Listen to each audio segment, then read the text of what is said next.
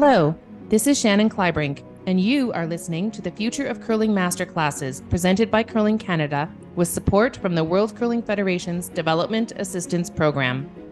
In this episode, we explore equity, diversity, and inclusion, what they are and how they are all interconnected, and we learn about bias, privilege, and best practices when working with historically marginalized communities. This masterclass is presented by Andrew Paris. Andrew Paris, he/him, is a collaborator at Inclusion Incorporated, as well as the coaching lead for equity, diversity, inclusion, and mentorship with the Canadian Sport Institute Atlantic and the founder of the Black Rock Initiative. Andrew is working hard to create opportunities for BIPOC youth to try the sport of curling, while also providing curling clubs with the tools and resources necessary to be a welcoming and inclusive facility to their entire community. Hey folks, what's going on? My name is Andrew Paris, and not only am I a curler, but I'm also an inclusion consultant based in Toronto, Nova Scotia. So let's get into it. We know that the rocks don't discriminate. The ice doesn't discriminate. But sometimes as people, we do discriminate. Often it's unintentional. I don't think curlers are racist. I don't think all curlers are sexist. I don't think all curlers are homophobic. But my job today is to help you move forward in this equity, diversity, and inclusion space in a meaningful way. Simply put, I'm here to help you navigate the WTF of inclusion. Why does this issue matter? Take action and see what you can do about it, and find help through supports and other resources such as myself. Before we get into the nitty-gritty of this presentation, I'd like to acknowledge that our facilities and the work that I do takes place within the traditional territories of the First Nations, Inuit, and Métis people from coast to coast to coast. As a settler, I am thankful to live, work, and play here. As privileged advocates and agents of change, we need to recognize that we all have the responsibility to work towards truth and reconciliation and remain open to consultations, especially with local Indigenous communities, on how we can repair harm and restore balance. But here's the thing with land acknowledgements. They're just merely words, and words alone do not create change. So my first challenge to you is, how do we take the words of a land acknowledgement and put them into action? I encourage you, every time you hear a land acknowledgement, that should follow with an action leading towards a better relationship with our Indigenous friends. So my first challenge to you today is to take a look at the Truth and Reconciliation calls to action specifically related to sport and find out how many of them can we implement within our curling club or curling facility. So what are we going to talk about today? We're going to talk about the difference between non versus anti. We're going to talk about what is equity, diversity, and inclusion. We're going to talk about our bias and our privilege, as well as what is allyship, and some different things to consider when working with historically marginalized communities. But before we get into it, just a word of note. A lot of times when we do this type of unlearning, when we start to think about concepts that challenge our previous ways of thinking, they can sometimes feel uncomfortable. We want to get comfortable being uncomfortable. A lot of times in my day job at the Canadian Sport Institute Atlantic, I work with coaches. And coaching at its core is working with athletes to have them step outside their comfort zone and then in turn learn a new skill and then become a better athlete. I encourage you today to take time to step outside your comfort zone and become a better leader, not only for your curling club or facility, but for your entire community. So, what is the difference between non versus anti? Let's look at it from this lens. Let's pretend for a moment somebody comes in and they talk about how, as a black person, I'm not suited to be delivering such a presentation because perhaps they believe that white people are smarter than black people.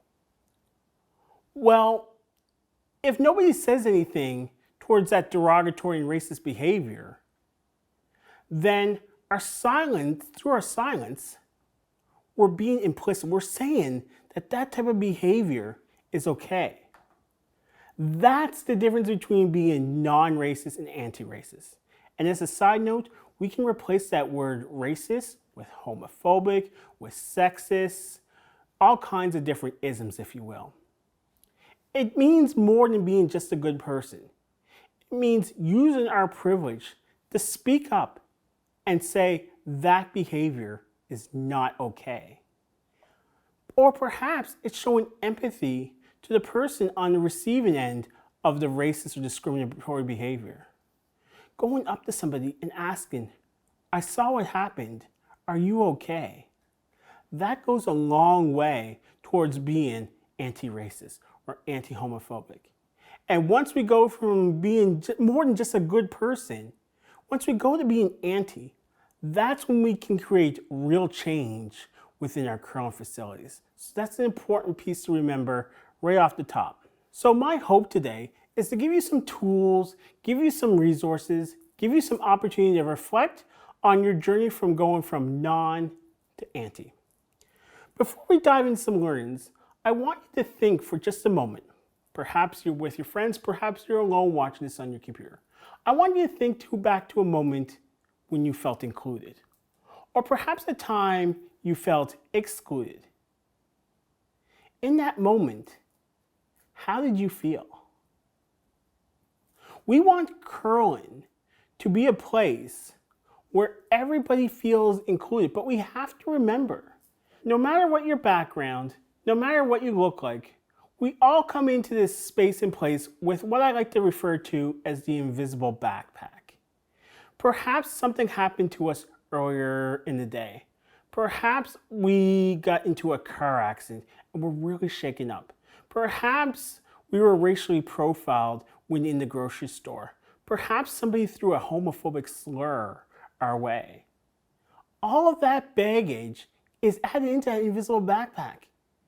And what we really want is for curling to be a sport where we can take off that invisible backpack for a couple of hours, where we can take off that invisible backpack for the bonspiel, where anybody and everybody can show up and be their authentic self. I truly believe that that's what curling can provide. And that's ultimately why I'm talking to you today. My personal why is I started doing this work about 5 years ago to create spaces and places where my biracial son and my bisexual daughter can show up and be their authentic self. I truly believe that anybody can do this if we come into this space and place with an open mind and be willing to learn. So with that said, let's get into some terminology. Let's start with talking about diversity. So diversity by definition is the practice or quality of including or involving people from a range of different social and ethnic backgrounds and or different genders, sexual orientations, etc., etc. Now, I tend to stay away from dictionary definitions. The only time I look at the dictionary is when I want to toss in my daughter's way so she can put a sentence together in school. Here's the thing about diversity though. You can be unintentionally diverse. If we look into spaces and places where we work, perhaps the spaces and places where we go to the grocery store, we have men, we have women, we have short men, we have tall men, we have men and women from different ages. But your local grocery store didn't do anything intentional to be diverse. It's a place you go to get groceries, or it's a place you work. You can be unintentionally diverse. And the thing about being unintentionally diverse is, in the grand scheme of things, that doesn't really count. In my job, I'm often asked from different provincial sport organizations, hey Andrew, I want to make my sport, whether it's hockey, whether it's volleyball, whether it's basketball, I want to make my sport more diverse. But we're asking the wrong question. What you want to do is you want to make your sport more inclusive. So let's get into that. Let's talk about inclusion. Inclusion is the effort and practices in which different groups or individuals having different backgrounds are socially accepted and welcomed. Inclusion is being intentional. Inclusion is the work. So let's think about this a little bit more, for example. Often in our spaces, we have a code of conduct, and within that code of conduct, we talk about perhaps racism and discrimination isn't tolerated. But we don't define either of those terms and we don't talk about why. So perhaps, just as an example, being more inclusive means creating an inclusion statement. It doesn't have to be super long, but it dives into a bit more of the why racism and discrimination aren't tolerated, and it creates not only a safer space for individuals to belong, but it also allows everybody to show up easier and be their true and authentic self. But here's the thing about inclusion. It's important to remember that inclusion isn't a marketing campaign. Inclusion isn't about reaching out to that Indigenous community and selling our sport to them. It's not about reaching out to Black Canadians and selling our sport to them. Inclusion is about changing our spaces and places to make them inclusive for everybody, to make sure that everybody feels that sense of belonging. Now, let's talk about equality and equity. As we hop into that, let me tell you a little bit of a story. So, my son has an additional resource provided to him because he's African Nova Scotian. It's called an African Nova Scotian Student Support Worker. One day when he was in grade 5, he came home with a laptop in his backpack. Now, listen, being in grade 5, there's any number of ways that that laptop ended up in his backpack. So I said to him, Elijah, where'd you get that laptop from? And he said, well, my student support worker gave it to me. Still equally confused. I said, why? He said, well, the teacher was talking to our principal, and he said that all the brown students in our school needed a laptop at home so that they could make sure that they got all their homework done. Elijah didn't need a laptop in order to succeed. Now, that's not to say that our family is filthy rich and that he has access to all the resources and anything and everything that he needs. But that was looking at a solution from a lens of equality. So equality means providing everyone the same amount of resources, whether or not they need them.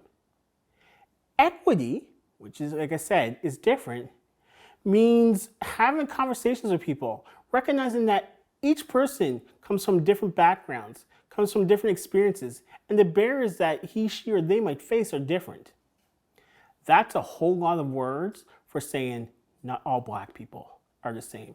Not all Indigenous people are the same. Not every individual from the 2S LGBTQ+ community is the same. And the only way we know their differences and the supports that we need to provide them as curling clubs is through having conversation with them. Meaningful conversation with them, actively listening, and then being able to provide supports to be able to help them. Let's reflect on those terms for a moment. If our practices, policies, and programs are equitable, they'll be inclusive. If we're being inclusive, it means we will eventually see diversity on the ice. We will eventually see a population on the ice that's more reflective of our fantastic country. And when all three are working well together, that's when we see belonging. Belonging is the human emotional need to be an accepted member of a group, whether it's through friends, whether it's through religion, whether it's through work, so on and so forth. We all have an inherent need to belong. And if we all have an inherent need to belong, why can't we create those spaces and places within our curling clubs and facilities? I truly believe that everybody in our country should feel a sense of belonging when they walk into the curling club. Let's even take that a step further. I believe that every Canadian belongs within our curling clubs and facilities. And we need to work together to make that happen. As a Black man, when I refer to historically marginalized communities, oftentimes people think I'm referring to race. However, we need to remember that when we talk about historically marginalized communities or underrepresented communities, it's more than just race. We know that those who have a disability typically have a lesser sport experience than those who don't. We know that those who come from rural environments typically have a lesser sport experience than those who come from urban environments. We know that those who come from the 2S LGBTQ+ community typically have a lesser sport experience than those who are straight. When we talk about underrepresented communities, it's a wide range of people and groups. I encourage you to look up Sylvia Ducksworth's Wheel of Power and Privilege to learn a bit more than that. She does a fantastic job diving into that a bit further. Now we're going to talk about bias and privilege. Before we get into definitions, let me just give you an example of bias.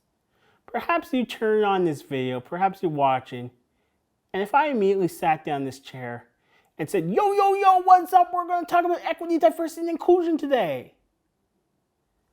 Maybe not everybody, but most of you are thinking, I don't know what I signed up for, but I don't think it was this.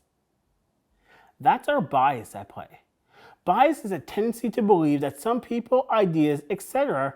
are better than others, and this usually results in treating people unfairly.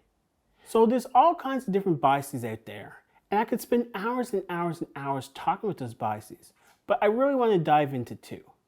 I want to talk about explicit bias and unconscious bias. So explicit bias refers to the attitudes, beliefs that we have about a person or group on a conscious level. A lot of times these biases can come from a perceived threat. Let me give you an example. My mother is a huge fan of Law and Order. And one of the things that she likes to tell me is back in the day, when Law and Order first came on the air, if there was a black person in the episode, it meant one of two things. It meant either the black person was the criminal, or B, the black person was closely related to the criminal. So perhaps your only interaction with people who look like me is through Law and Order. I can understand why you may have explicit bias towards black people in that particular case. However, it's still biases, and we need to work to mitigate those biases. Next, there's unconscious bias, a form of bias that automatically and unintentionally occurs, but nevertheless affects our judgment and decisions. Sometimes unconscious bias can be disguised as compliments, also known as microaggressions. Microaggressions can show up as asking somebody where they're from, and they tell you, and you say, no, but really, where are you from? Or some microaggressions that I've gotten over time are, you're really well spoken. Who taught you how to talk like that? You don't talk like other black people I've ever met before. Or my absolute favorite is, you're a really good curler for a black person. And that one always gets me. Because number one, if you've ever met another black person who curls, I want to meet them because I got questions for them. Shared experiences, if you will. But if I flip that around and say, thank you, you're a really good curler for an old fat white guy, well, I'm getting kicked out of the club. You see how ridiculous that sounds? That's an example of microaggressions, which we also talk about as unconscious bias. So next, let's talk about privilege. And this isn't about to be a 10-minute conversation about white privilege, because privilege goes so far beyond that. Privilege is a right, immunity, or benefit enjoyed by a particular person or restricted group beyond the advantages of most. Here's the thing about privilege. We all have it. The fact that I can come to you today looking into multiple cameras, looking at notes, wearing my sneakers that my wife swears I overpaid for. That's multiple levels of privilege. I'm not here to say you all have privileges and I don't. So no, it's really not about that. We all have privileges. The thing about our bias and privileges though, it's not about eliminating them. It's about recognizing them and interrupting them. Back when I worked for Nova Scotia Curling as a technical director, I had the privilege of traveling from coast to coast to coast with our provincial junior teams. And in doing that work, we worked with a mental performance consultant. And one of the things she told us was that those emotions that you feel, perhaps it's when you're in the hack, perhaps it's when you miss a shot, perhaps it's when you're thinking about the strategy of the game. All those nervous emotions, if you can name them, we can come up with a plan on how to deal with them. And I believe the same to be true about our own biases and privileges. If we can name them, if we can take time right now and write them down, we can come up with a plan on how to deal with them. So let's talk about countering our bias and privilege. When I worked with Nova Scotia Curling as their technical director, I had the privilege of traveling across the country with our provincial junior teams. In traveling across the country with our provincial junior teams, we had a mental performance consultant. And one of the things that she told us is those emotions that you go through. Perhaps it's when you're sitting in the hack. Perhaps it's when you miss a shot. All those negative emotions. If you can name them, we can come up with a plan on how to deal with them. That's what she would always tell us. And I believe the same to be true about our bias and privileges. So take time right now, perhaps pause this video, and list and name your biases and privileges. Because once you name them, we can come up with a plan on how to deal with them. We must plan with the idea of this plan changing our habits and practices. It's going to feel very uncomfortable at first, but then it will get easier over time. So Maple Leaf Sports and Entertainment, back in the fall of 2001, they started to do land acknowledgements before their games, before Toronto Raptors games and before Toronto Maple Leafs games. And at first, that caused a whole lot of controversy. But let's think about that today. All professional sports teams now do land acknowledgements before their games. Well, maybe not all, but most. So my question to you today is, what are you going to start to do, perhaps it's next season, perhaps it's next week, that a year from now is going to feel like no big deal at all? Let's talk about allyship. Allyship is somebody who advocates on behalf of a marginalized group who's typically not a part of that group. And when I think about allyship, I divide that into two different categories. I think of active allyship and performative allyship. Performative allyship is something that on the surface appears as allyship, but really it's being done with the primary objective to increase someone's social capital. That's just a whole bunch of words for saying it's doing something to make yourself look good. Perhaps you wear an orange t-shirt on National Truth and Reconciliation Day. But if that's all you do to support Indigenous communities and don't do anything else the other 364 days of the year, that's an example of performative allyship. Now let me be clear. I believe that active allyship can start from a performative space. So perhaps you wear that orange t-shirt and you ask yourself, why is it that we wear an orange t-shirt on this day? And then you learn more about the story behind the orange shirt. And then perhaps that leads to going to our best friend Google and learning more about our Indigenous communities. And then perhaps that leads to a conversation in Truth and Reconciliation. That's how performative allyship can turn to active allyship. Active allyship is someone who actively and intentionally promotes a culture of inclusion. So you might be asking by this point, so what are some actions I can take to be a better ally? Well, first, we need to recognize that this is a lifelong journey. Allyship isn't a degree that you get in university. It's not some golden sticker that you get.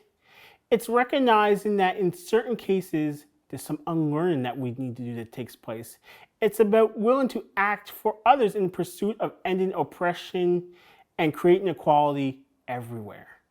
Next, we need to intentionally promote a culture of inclusion. Once we learn and educate ourselves, we must take that knowledge and put that into action. Because here's the thing, that racial slur, that microaggression, that homophobic slur, that's just as harmful as falling down on the ice and hitting our head. Obviously, that's physical pain over psychological pain, but the long-term effects are just the same. So my question to you is, as you go into your off season, as you begin your season, whenever you're watching this, ask yourself, what's one thing we can change right now to make our club or our center more inclusive? And start there and go from there. Next, when you see racism or discrimination, call it out. We touched on this a little bit earlier. Let the perpetrator know that that joke, that's not a funny joke. Now, this doesn't mean that you need to get into a fist fight with the perpetrator.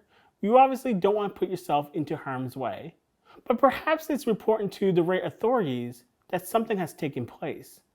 Perhaps it's showing empathy, not sympathy, because those are two different things, but showing empathy to the person on the receiving end.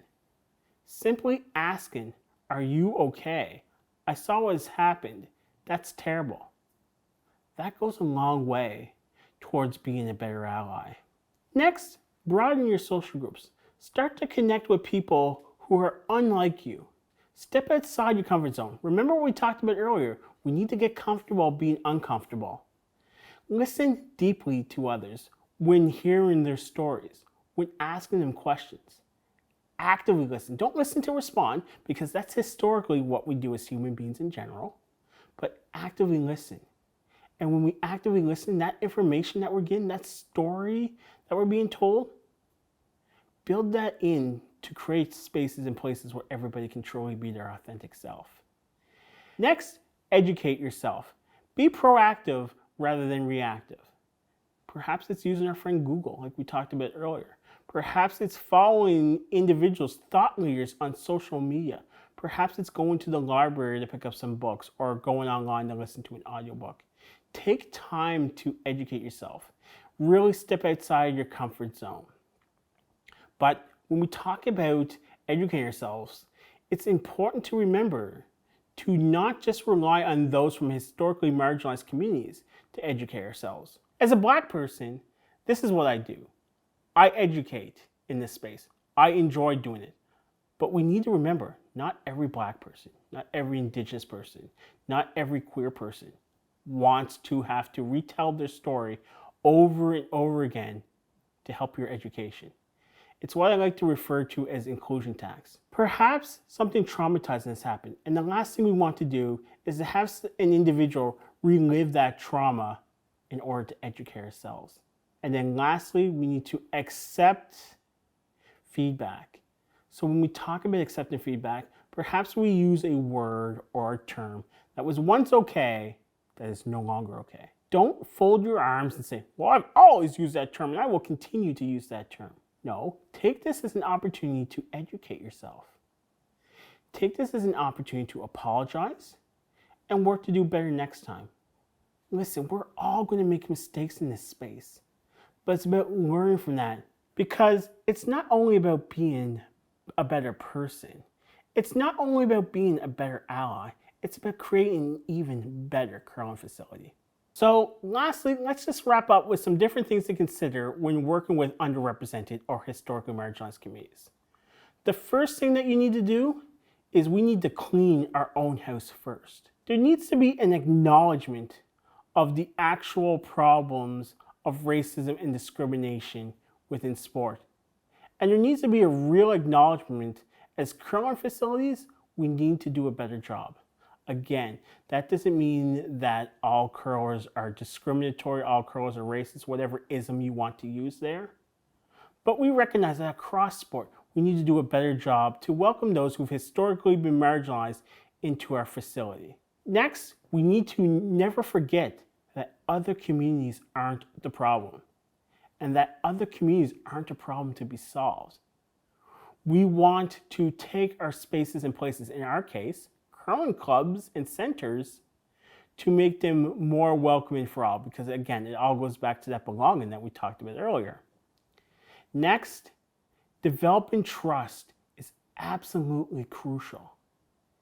At the end of the day, communities, no matter what community they come from, if they historically have not been in your curling facility, they're not going to go to your curling facility if they don't trust you.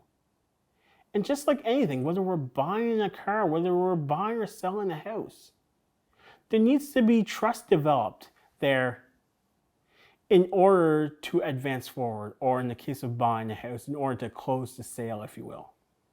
And we need to also remember that building trust takes time. This isn't something that just automatically happens within an off season. With the Black Rock Initiative, we started programming in the winter of 2021. We had conversations with community for 6 to 9 months before that. That's what I mean when I talk about building trust. It's showing up in community multiple times. It's having conversations. You know what building trust starts with? It starts with asking the question, what does curling look like to your community? And I want you to think about this. So long as little Johnny or little Susie aren't hurting themselves or somebody else, what difference does it make if that curling program looks completely different than anything else you've ever offered? Remember, like we talked about earlier, we need to actively listen and we need to accept feedback as well. With the Black Rock Initiative, we ran a program for Indigenous youth. And we started with floor curl sets, care of Rock Solid Productions. When we ran that program, the first night we ran the program, we had 2 little girls show up. And I had hoped for that number to be higher, of course, but we had a blast anyway with those kids. Well, when their uncle came to pick them up, he said, "I think what you're doing here is awesome. However, it's a shame that you're having this on the same night as the intro to drumming session next door." So we realized that part of the problem was we had it on the same night as something else in the community that was more culturally significant to them. So we changed the date, we changed the time, we took that feedback, and over time our numbers increased. So as I'm getting to the end of my presentation, I want you to take a moment to self-reflect. I want you to take a moment and ask yourself, based on this conversation that we've had today, what's one thing I'm going to start to do? Based on this conversation today, what's one thing you're going to stop doing? And based on this conversation today, what's one thing you're going to continue to do? Because here's the thing about this presentation. I want you to think about it as me giving you a pair of sneakers. You can take those sneakers and you can chuck them in your closet, never to be seen again. Or you can put on those sneakers and perhaps go for a walk. Or you can take those sneakers and go run and train for a marathon. There's 2 things to remember here. Ultimately, what you do with those sneakers, ultimately what you do with those conversations, it's not based on what I've said or done. It's based on what you do. Don't ever forget that there are multiple people out here to help you in these spaces or places. I fully recognize that entering the space can be very scary. But whether it's myself or another inclusion consultant, we are here to help. Please don't ever hesitate to reach out to me if you want to learn more about the subject. If you want to have more of a conversation, you can Google the Black Rock Initiative to find information about ourselves. You can also find me on all the different social media channels. Thank you so much for your time, and I hope you have an awesome day.